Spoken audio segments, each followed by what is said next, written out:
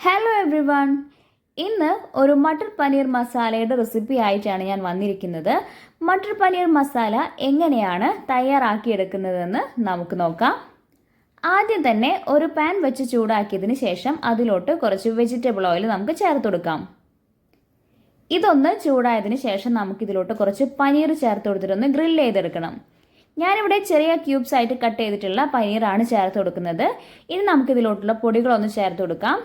ഞാനിതിലേക്ക് Kashmiri chilli powder, മഞ്ഞൾപ്പൊടി, ഉപ്പ് എന്നിവ ചേർത്തിട്ടൊന്ന് ഗ്രിൽ ചെയ്തെടുക്കുന്നുണ്ട്.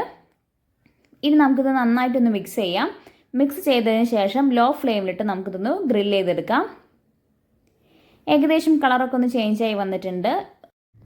ഏകദേശം പാകമായിട്ടൊന്ന് പനീർ ഗ്രില്ലായിട്ടുണ്ട് കേട്ടോ. ഇനി നമുക്കിതൊന്ന് മാറ്റി വയ്ക്കാം. ഇനി ഇതേ പാനിലോട്ട് തന്നെ നമുക്ക് കുറച്ചധികം വെജിറ്റബിൾ ഓയിൽ കൂടെ ചേർത്ത് കൊടുക്കാം. ഇനി ഇതിലേക്ക് 1/4 ടീസ്പൂൺ നല്ല ജീരകം, 1/4 ടീസ്പൂൺ പെരിഞ്ജീരകം, 2 കഷ്ണം പട്ട, 2 ഏലക്കായ, പിന്നെ കുറച്ചധികം കുരുമുളക്. ഇവയെല്ലാം ചേർത്തതിന് ശേഷം ഒരു ഗോൾഡൻ കളർ ആകുന്നത് വരെ നമുക്കിതൊന്ന് വഴറ്റിയെടുക്കാം. ഇനി ഇതിലോട്ട് 5-6 വെളുത്തുള്ളി ചെറുതായിട്ട് അരിഞ്ഞത് കൂടെ ചേർത്ത് കൊടുക്കാം. ഒരു പച്ചമുളക് ചെറുതായിട്ട് അരിഞ്ഞത്, പിന്നെ ചെറിയ കഷ്ണം ഇഞ്ചി ചെറിയ കഷ്ണങ്ങളായിട്ട് അരിഞ്ഞത് കൂടെ ചേർത്ത് കൊടുത്തിട്ട് നന്നായിട്ടൊന്ന് വഴറ്റിയെടുക്കാം. ഇനി ഇതിലേക്ക് 2 സവാള ചെറുതായിട്ട് അരിഞ്ഞത് കൂടെ ചേർത്ത് കൊടുക്കാം. ഇനി ഇത് നന്നായിട്ടൊന്ന് വഴറ്റിയെടുക്കാം. ഏകദേശം കളർ ചേഞ്ചായി വരുന്നത് വരെ, ഗോൾഡൻ കളർ ആകുന്നത് വരെ നമുക്കിതൊന്ന് വഴറ്റിയെടുക്കാം. ഏകദേശം ഒന്ന് പാകമായതിനു ശേഷം പൊടികൾ ചേർത്ത് കൊടുക്കാം. Kashmiri chilli powder 1/2 teaspoon, 1/2 teaspoon മല്ലിപ്പൊടി, 1/4 ടീസ്പൂൺ മഞ്ഞൾപ്പൊടി. ഇവയെല്ലാം ചേർത്തതിന് ശേഷം നമുക്ക് നന്നായിട്ടൊന്ന് വഴറ്റിയെടുക്കാം. ഇനി ഇതിലേക്ക് ഒരു തക്കാളി അടിച്ചത് കൂടെ ചേർത്ത് കൊടുക്കാം. ഇതെല്ലാം ചേർത്തതിന് ശേഷം നമുക്ക് നന്നായിട്ടൊന്ന് ലോ ഫ്ലെയിമിലിട്ടൊന്ന് വേവിച്ചെടുക്കാം.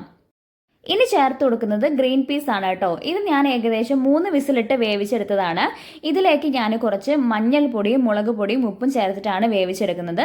നമ്മൾ ഈ ഗ്രീൻ പീസ് വേവിച്ച വെള്ളം കൂടെ അതിലോട്ട് ചേർത്ത് കൊടുക്കുന്നുണ്ട് കേട്ടോ. ഏകദേശം ഈ സ്റ്റോക്കൊക്കെ ഒഴിച്ചതിന് ശേഷം നന്നായിട്ട് നമുക്ക് ലോ ഫ്ലെയിമിലിട്ടൊന്ന് വേവിച്ചെടുക്കാം.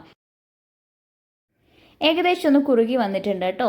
ഇനി നമുക്ക് ഇതിലോട്ട് നമ്മൾ നേരത്തെ ഗ്രില്ല് ചെയ്ത് വെച്ചിരിക്കുന്ന പനീർ കൂടെ ചേർത്ത് കൊടുക്കാം. എന്നിട്ട് നന്നായിട്ടൊന്ന് മിക്സ് ചെയ്തതിന് ശേഷം ഒന്ന് വേവിച്ചെടുക്കാം.